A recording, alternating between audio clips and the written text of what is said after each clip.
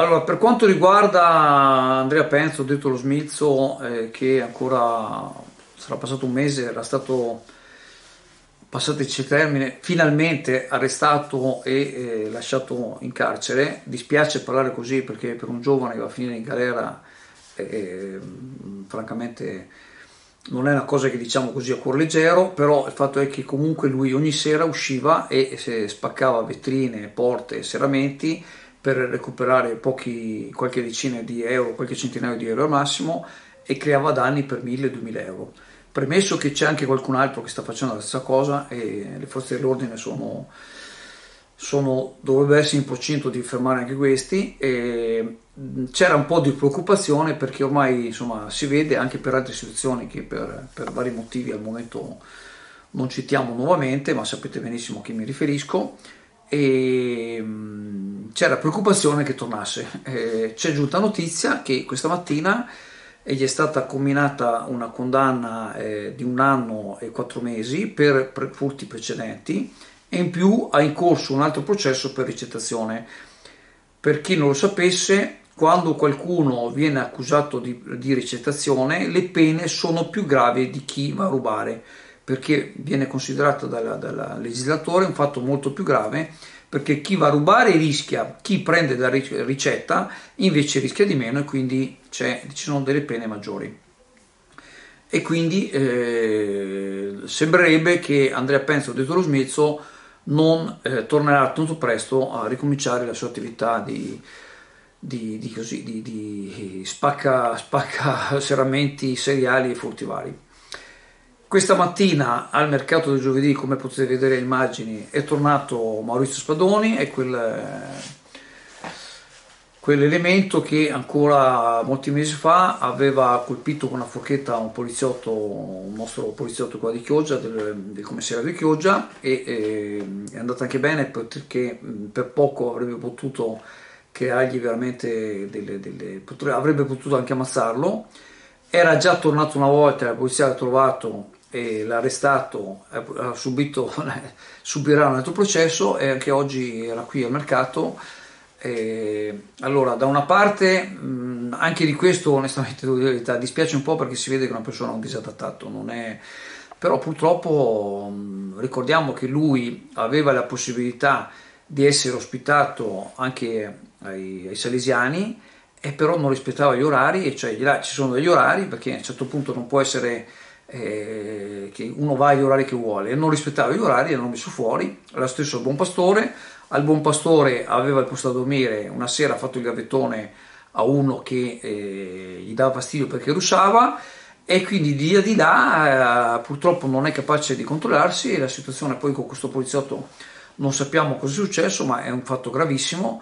E quindi c'è stata la condanna, c'è stata la condanna a essere il Daspo del Veneto, e invece questo sta ritornando e quindi la situazione è destinata ad aggravarsi ancora. Cioè non sono santo. Ma tu cosa fai qua? Tu cosa fai qua? Ma non puoi stare a Chioggia. E vai con loro di prendere altre denunce. C'è mica un marcio. Ma non puoi stare qua, ti rovini. Ma no, ma scusa, sei proprio... Scusa, non ti capisco, scusa se te lo dico no, non so. Oh, vado via, ciao.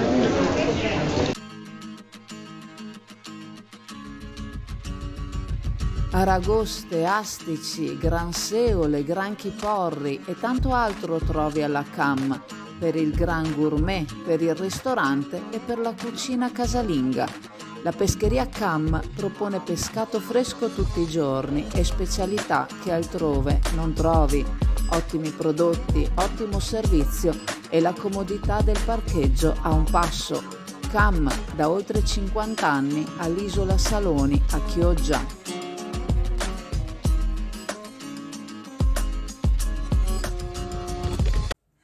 Un allarme per la situazione idrogeologica attuale causata dal maltempo e dalle piogge che ininterrottamente si sono riversate nel Veneto causando allegamenti, smottamenti e frane è stato lanciato anche da Coldiretti Veneto, allarme che fortunatamente in queste ore sta rientrando. Situazione critica nel Padovano e nel Vicentino, dove l'esondazione dei fiumi ha fatto chiudere i parchi, rimaste chiuse anche alcune scuole.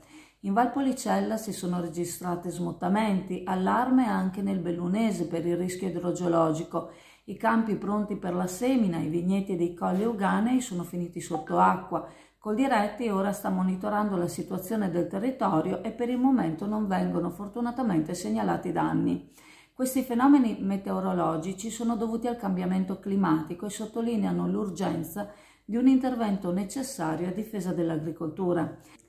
Il Consorzio di Bonifica Bacchiglione ieri confermava che il bacino dei Colli Euganei in alcuni comuni era in sofferenza a causa delle forti precipitazioni, provocanti anche alcune esondazioni che hanno reso necessaria la chiusura di alcuni tratti stradali. Per permettere veloci deflussi d'acqua, l'impianto idrovoro di Montegrotto Terme era stato potenziato con l'installazione di pompe di emergenza. In tutto il territorio il personale del consorzio è stato potenziato per monitorare costantemente il livello dei canali ed eventualmente eseguire le manovre idrauliche necessarie per permettere un veloce deflusso d'acqua. Le 1001 notte di Elisa cambia l'esposizione e nell'occasione svuota tutto. Tutti gli articoli esposti, letti, materassi, guanciali e poltrone relax che trovi esposti in negozio li trovi a prezzi da favola. Le 1001 notte di Elisa, riposi bene e risparmi. Viale Mediterraneo, Sottomarina di Chioggia, Venezia.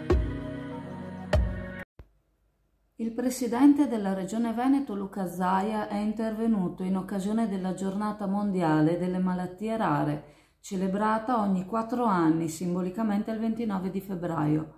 Zaia sottolinea l'importanza di dedicare un pensiero alle persone affette da queste malattie, spesso invisibili nelle statistiche. In Veneto sono circa 50.000 le persone colpite da malattie rare su un totale stimato tra le 6.000 e le 8.000 in Europa. Zaia assicura che la rarità non deve trasformarsi in discriminazione e sottolinea l'impegno della Regione nel garantire l'universalità delle cure previste dalla Costituzione. La sanità veneta è protagonista nelle reti di riferimento europee ERN per le malattie rare, con la presenza significativa di diverse istituzioni sanitarie nella ricerca e nella cura. Padova è membro di 22 ERN su 24 attive, seguita da Verona e da altri ospedali della regione. Il Veneto si è dotato di una rete regionale e di un centro di coordinamento per le malattie rare, confermando l'attenzione e l'impegno per questa categoria di pazienti. Zaia evidenzia l'importanza di continuare a migliorare la qualità della vita dei pazienti affetti da malattie rare, concentrandosi non solo sulla dimensione sanitaria ma anche su quella sociale. Un evento speciale alla Farmacia San Giovanni a Borgo San Giovanni. Martedì 12 marzo sarà una giornata benessere. Ti sarà offerta una serie di servizi per aiutarti a raggiungere i tuoi obiettivi di dimagrimento e riduzione della cellulite. Avrai attenzioni speciali per raggiungere i tuoi obiettivi di salute e benessere e sconti speciali sui prodotti della linea Somatoline. Passa in farmacia, non perdere questa occasione unica. Farmacia San Giovanni, Borgo San Giovanni, Chioggia. Ma una piccola precisazione: questa mattina nella rassegna che mettiamo la mattina avevamo pubblicato appunto l'avviso che questa sera ci sarà il Consiglio Comunale alle 19:30 e negli ordini del giorno c'è un punto che riguarda quel famoso permesso a costruire che era stato inviato su richiesta del consigliere Roberto Rossi, in pratica, no?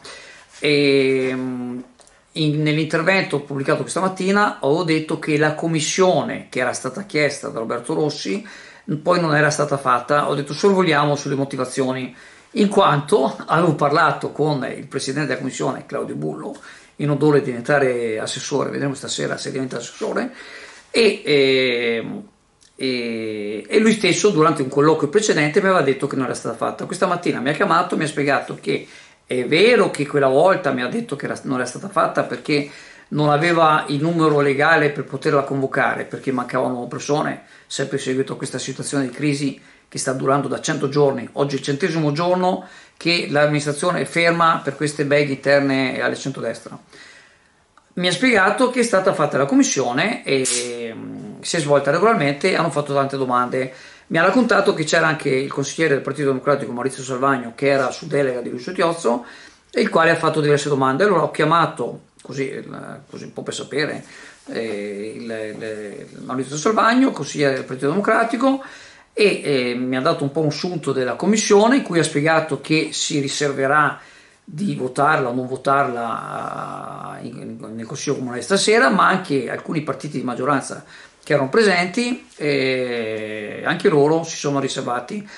In estrema sostanza però ha fatto un intervento come al solito, non per, diciamo, per piaggeria, ma di solito Maurizio Salvagno fa degli interventi proprio ben calibrati, e mi ha spiegato che quello che ha detto in commissione è che questi provvedimenti urbanistici che vengono portati in Consiglio Comunale vengono portati perché sono in deroga alla normativa che c'è attuale in pratica. Quindi, siccome non potrebbero essere autorizzati con le norme che ci sono dagli uffici, devono passare per il Consiglio Comunale, dove il Consiglio Comunale deve essere informato. Allora, siccome dice noi non siamo informati, ma allora ha invitato il sindaco a fare questo benedetto, darsi da fare per questo benedetto nuovo piano urbanistico, e anche altri strumenti urbanistici che sono in itinere. C'era nella commissione, mi ha detto che era presente anche il sindaco, e quindi con quegli strumenti a un certo punto gli uffici sanno se poter procedere o meno, senza che ci sia questo, diciamo, collo di bottiglia in Consiglio Comunale, perché anche i consiglieri poi si trovano anche in difficoltà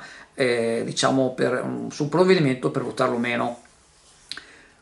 Morale ha detto altre cose anche molto intelligenti, tecniche, sul quale per esempio una veloce è quella che il sindaco dovrebbe, nelle comunicazioni del sindaco, dovrebbe mettere un po' al corrente sui vari diciamo incontri, trattative, situazioni che sono successe, che possono essere successe, non so, anche per altre situazioni, per esempio sulle navi da crociera, piuttosto che sulla bonifica di Valdario che è ferma da un anno, altre situazioni, e in questo modo così da essere informati anche le minoranze, perché le minoranze fanno parte del Consiglio Comunale, sarebbe giusto che siano, non è solo per fare tra virgolette una cortesia alle minoranze, ma il Consiglio Comunale nel pieno dei suoi poteri possa essere informato. Morale della favola, non si sa ancora stasera se questo provvedimento passerà o non passerà. Ricordo sempre che il dirigente dei lavori pubblici in genere Stefano Penso, con email interna, aveva chiesto che questo provvedimento non venisse neppure portato in Consiglio Comunale. Questa sera vedremo cosa succederà.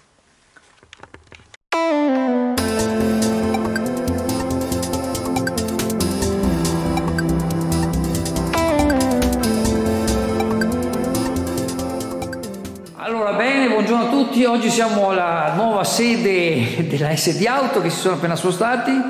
Qui abbiamo Damiano Boscolo, titolare, uno dei soci titolari. E allora, come siamo messi? Siamo quasi pronti. Ciao a tutti, ormai siamo prossimi al passaggio. Da oggi siamo un po' operativi già nella nuova sede e potrete già venire se avete voglia anche di vedere un po' le novità. Comunque vi invito tutti il 17 febbraio pomeriggio alle 16, che ci sarà l'inaugurazione ufficiale. Ecco, per il momento adesso siamo operativi all'80%, comunque se avete voglia di comprare una macchina o venire in officina vi aspettiamo comunque. Bene, ciao Damiano, complimenti a tutto lo staff. Grazie.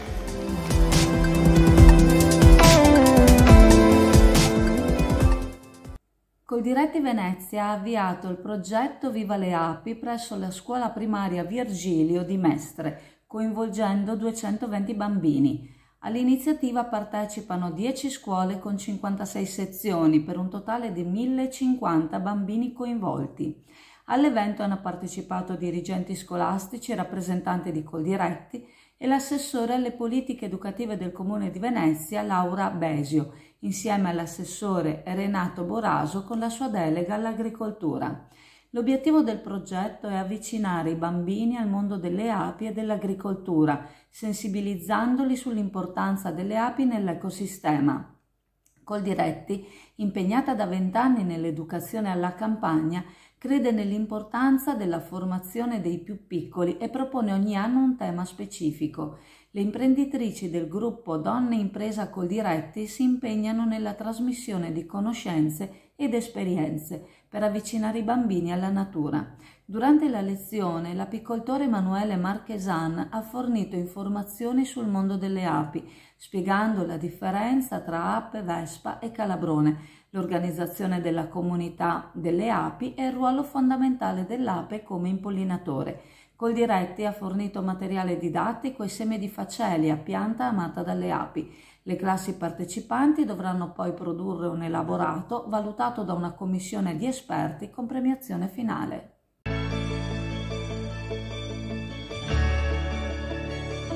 Carne al fuoco, specialità carne, sughi gustosi, tagli ricercati, ricchi panini e i capricci di mare. Dal lunedì al venerdì puoi scegliere anche l'ottimo menù carne al fuoco, diverso ogni giorno. Il tutto servito o take away. Carne al fuoco in Viale Umbria a Sottomarina. A Roma si tiene l'evento Cantiere Città, 2 giornate di studio e confronto volte a condividere informazioni e strumenti per lo sviluppo del territorio basato sulla cultura. Organizzato dal Ministero della Cultura e dalla Fondazione Scuola dei Beni e delle Attività Culturali, l'evento riunisce rappresentanti delle città finaliste al titolo di Capitale Italiana della Cultura 2024 e 2025. Tra le città presenti le venete Chioggia e Vicenza. L'obiettivo è avviare nuove sinergie e collaborazioni, oltre a confrontarsi con esperti del settore su strategie di crescita basate sulla cultura. La prima giornata prevede interventi di esperti su finanziamenti, formazione digitale e opportunità offerte dalla legge sul Made in Italy.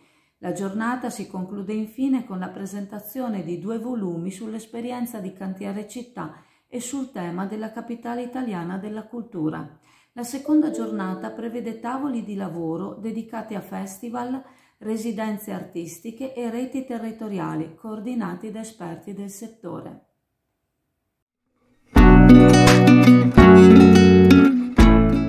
Preparati a gustare le specialità tradizionali e le novità esplosive che potrai trovare all'Indiga. Gelato artigianale anche per l'asporto, per gustarlo in compagnia dove vuoi tu.